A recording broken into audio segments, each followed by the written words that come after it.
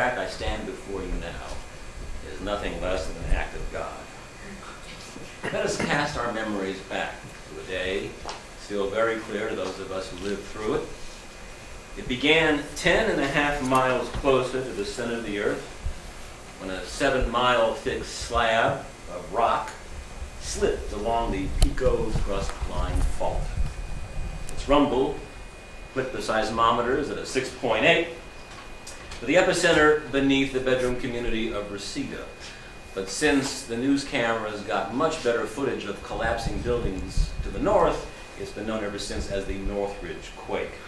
So, double boo-hoo for Reseda. It was 4:31 in the very a.m. on Martin Luther King Day, Monday, January 14th, 1994. And while it killed 60 or 72 people, depending on whose website you believe, and left some 20,000 people homeless, more germane to our topic this evening, it damaged some 40,000 buildings, and largely in the Northwest Valley, home to porn production in Southern California, and by extension, to the world.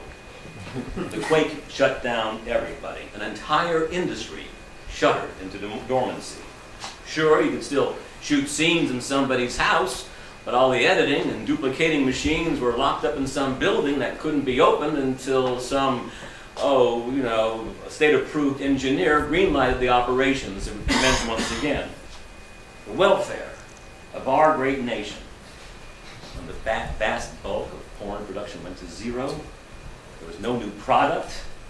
How soon before the effects of no fresh porn would take effect and panic would seep through the general welfare of our great nation?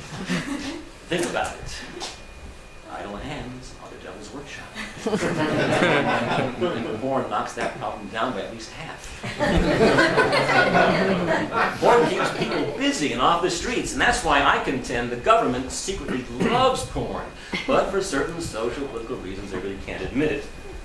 But when the backlog of porn mounted, you know the government put their best men on it.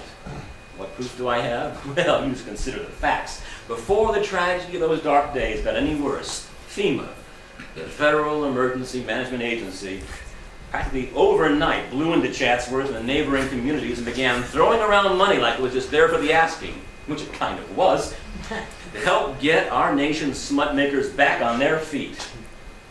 Mere coincidence? Well, I say we're all free to draw our own conclusions.